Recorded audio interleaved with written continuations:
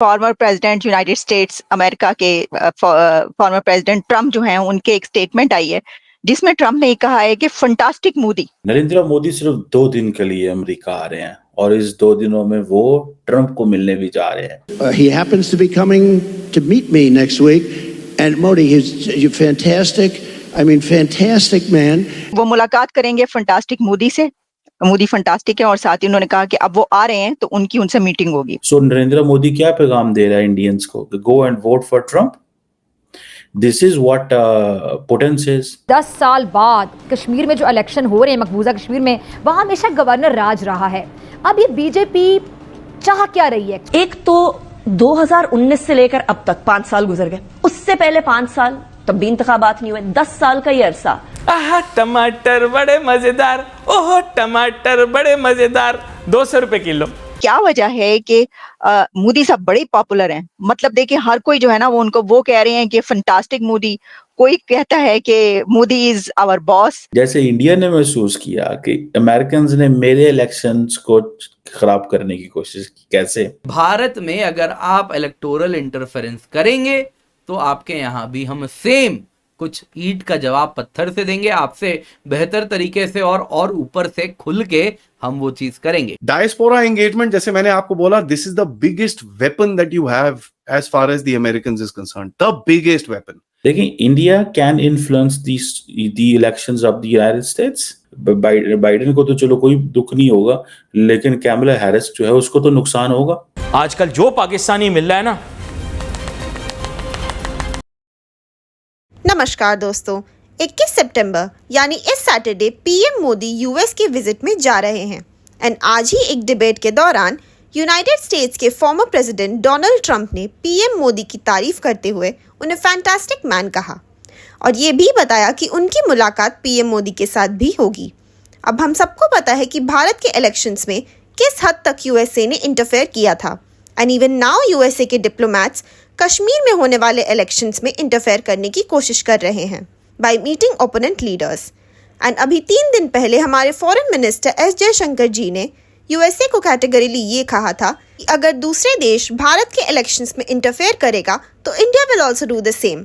और मोदी जी का ट्रंप को मिलना, that too in the time of US elections, is a big reply to USA. And this shows the power of new India, क्योंकि जिस तरह USA ने बांग्लादेश में तख्ता पलट कर आई है, वो कुछ ऐसा ही भारत में भी रिपीट करना चाहता है टू मेक इंडिया वीक।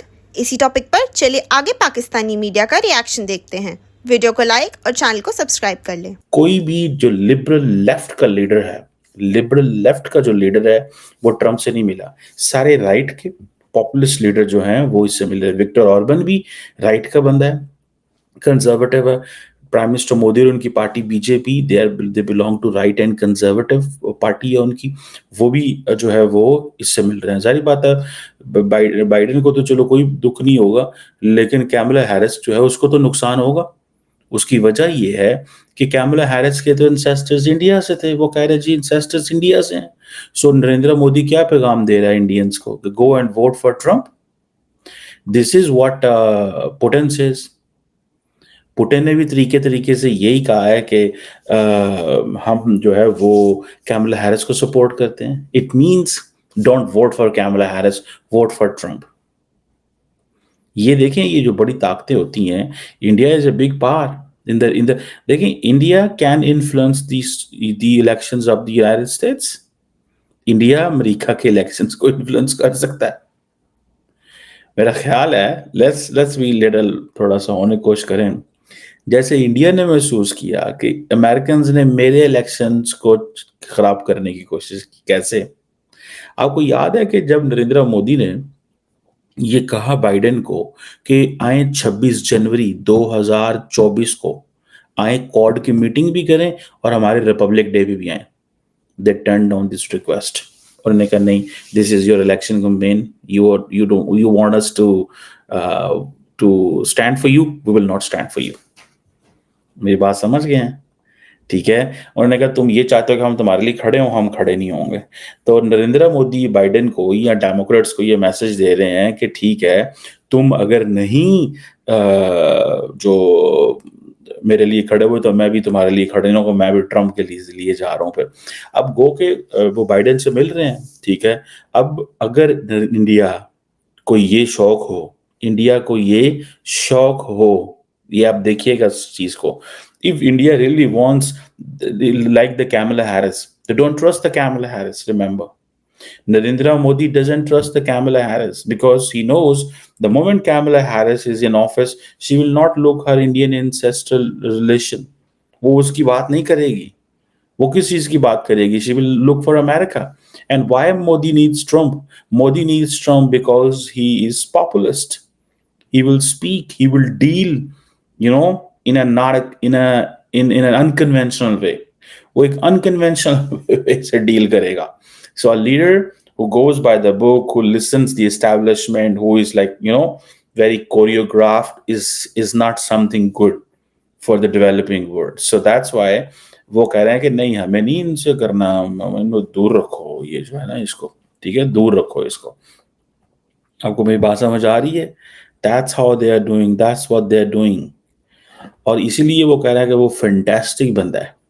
आप जानते हैं अमेरिका जो है वो बड़ा ही एक ट्रांजैक्शनल टाइप का एक नेशन है। तो जहाँ उसको मौके दिखते हैं, जहाँ उसको इकोनॉमी अच्छी होती दिखती है, और if you talk specifically about Trump को डायस्पोरा का वोट भी चाहिए। तो डेमोक्रेट्स जो हैं वो इंडियंस के वोट्स को फॉर ग्रांटेड लेते रहे हैं, तो उनको शायद इतनी आवश्यकता या ज़रूरत ना महसूस हो रही हो। वैसे भी जो बाइडेन से तो मीटिंग हो ही रही है, क्वाड में मीटिंग हो ही रही है, और फिर ऑन द साइड वो आपका एक यूएन का एक अलग से कॉन्क्लेव भी हो रहा है। हालांकि ख़ास बात यह है, नोट करने की बात यह है कि मोदी जी जो है वो जनरल असेंबली में स्पीच नहीं देने जा रहे।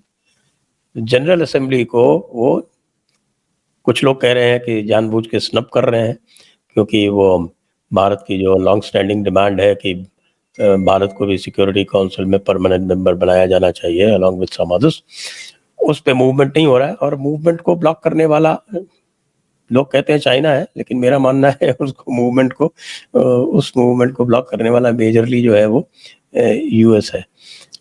और इसीलिए ट्रम्प के साथ में मोदी के पहले भी वाइब्स आप जानते हैं बड़े अच्छे थे, they used to get long, क्योंकि ट्रम्प की ज़्यादा डिमांड्स नहीं होती भारत से, एक्सेप्ट कि भाई भारत जो है उनको कुछ टैरिफ कंसेशन दे दे, कुछ उनसे इंपोर्ट कर ले। तो देखिए ट्रम्प के टाइम में ही भारत ने अमेरिका से पेट्रोलियम इंपोर्ट करना शुरू किया था, क्योंकि उसके पहले जो ट्रेड इम्बैलेंस था भारत का और अमेरिका का वो बहुत ज़्यादा था, ऑलमोस्ट $100 बिलियन का गैप था, जो भारत एक्सपोर्ट कर रहा था और जो इंपोर्ट कर रहा था। तो भारत ने फिर जो इंपोर्ट बास्केट थी वो मूव की, और अमेरिका से भी पेट्रोलियम, क्योंकि अमेरिका ने तब पेट्रोलियम एक्सपोर्ट करना शुरू कर दिया था, क्रूड ऑयल, तो क्रूड ऑयल अमेरिका से भी लेना शुरू किया।